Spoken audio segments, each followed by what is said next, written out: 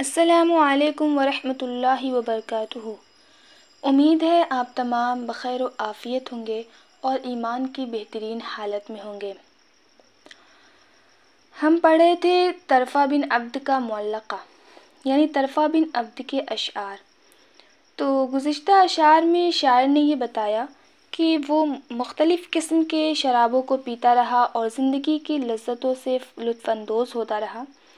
یہاں تک کہ اس کے پاس مال و دولت کی کمی آ گئی، جس کی وجہ سے خاندان اور قبیلے والوں نے اس سے کنارہ کشی اختیار کر لی۔ پھر اپنی تعریف بیان کی اس نے کہ میں جنگ میں حاضر ہوتا ہوں، مجھے کوئی بلاتا ہے تو میں فوراً پہنچ جاتا ہوں، اور اس نے یہ بتایا کہ مال و دولت جو ہے وہ صرف زندگی تک ہی ملے ہیں، تو اس لیے جب تک زندگی ہے اسے خرچ کرو، اور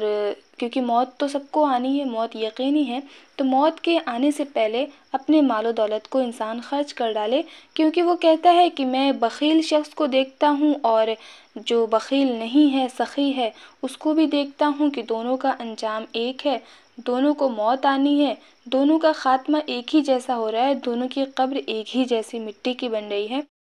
کیا وجہ ہے کہ میں سخاوت نہ کروں، میں بخیل ہو جاؤں؟ اور پھر اس نے آگے اپنے چچا زاد بھائی مالک کا تذکرہ کیا کہ میں ہر وقت اس کی مدد کے لیے حاضر ہوتا ہوں اور میں اس سے قرابت داری کی وجہ سے تعلق رکھتا ہوں، لیکن پتہ نہیں کیا اس کے اور میرے درمیان ہو گیا ہے کہ وہ میرے دشمنوں کی طرح ہو گیا ہے، ہمارے درمیان کوئی بات نہیں ہوئی، وہ میری ہجوم کرتا ہے، شکایتیں کرتا ہے۔ تو اسی چیز کو وہ مزید آگے بیان کرتے ہوئے کہتا ہے کہ فَلَوْ شَاءَ رَبِّي كُنْتُ قَيْسُ بْنَ خَالِدٍ وَلَوْ شَاءَ رَبِّي كُنْتُ عَمْرُ بْنَ مرثد۔ اگر میرا رب چاہتا تو میں قیس بن خالد ہوتا، اور اگر میرا رب چاہتا تو میں عمرو بن مرثد ہوتا۔ یہ قیس بن خالد جو ہے وہ بنی شیبان کا کوئی شخص ہے، اور عمرو بن مرثد یہ طرفہ کا چچا زاد بھائی ہیں، اور یہ دونوں سردار ہیں جو کہ اپنے مال و دولت کی وجہ سے اور شریف النسل اور شریف الحسب کے ہونے کی وجہ سے بہت زیادہ معروف و مشہور ہیں۔ تو وہ کہنا چاہ رہا ہے کہ اگر میرا رب چاہتا تو میں قیس بن خالد کی طرح معروف و مشہور ہوتا، مال و دولت والا ہوتا، شریف و نجیب اولاد والا ہوتا، اور اگر میرا رب چاہتا تو میں عمرو بن مرثد کی طرح معروف و مشہور ہوتا۔ خدا کے اختیار میں ہے اور اس کے قبضے میں ہے، میری چاہت سے نہیں کچھ ہوتا، میرا رب جو چاہے گا وہی ہوگا۔ تو اللہ تعالیٰ نے مجھے جو مقام و مرتبہ دیا ہے تو اسی چیز پہ میں خوش ہوں،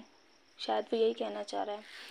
اس کے بعد کہتا ہے فَأُلْفِيتُ ذَا مَالٍ كَثِيرٍ وَعَادَنِي بَنُونَ كِرَامٌ سَادَةٌ لِلْمُسَوَّدِ۔ زارہ زیارتاً یعنی زیارت کرنا، بنون واحد ابن معنی ہے اولاد، اور سادتن واحد سید معنی ہے سردار، اور مسود یعنی وہ شخص جو سردار بنایا جائے۔ فَأَصْبَحْتُ ذَا مَالٍ كَثِيرٍ، پھر کیا ہوتا؟ پھر میں بہت زیادہ مال والا ہو جاتا، میں بہت زیادہ مال والا ہو جاتا۔ وَزَارَنِي بَنُونَ كِرَامٌ سَادَةٌ لِلْمُسَوَّدِ، اور میری زیارت کرتے ایسے سردار اور شریف بیٹے جو بڑے سردار کے نسب سے ہوتے۔ زارنی بنون کرام، میری زیارت کرتے شریف بیٹے، کریم بیٹے، سعادت للمسود، جو بڑے سردار کے نسب سے ہوتے اور خود سردار ہوتے،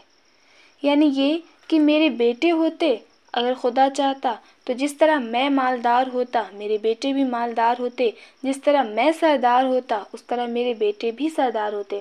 تو یعنی مسود جو ہے، یعنی جس کو سردار بنایا گیا ہے، تو اس سے وہ اپنی ذات مراد لے رہا ہے، یعنی وہ میری نسل سے ہوتے اور میں سردار ہوتا، میرے بیٹے بھی سردار ہوتے۔ تو اسی کو کہتا ہے کہ فَأَصْبَحْتُ ذَا مَالٍ كَثِيرٍ، تو میں ہو جاتا بہت زیادہ مال والا، اور میری زیارت کرتے کریم اور سرداروں کے سردار بیٹے۔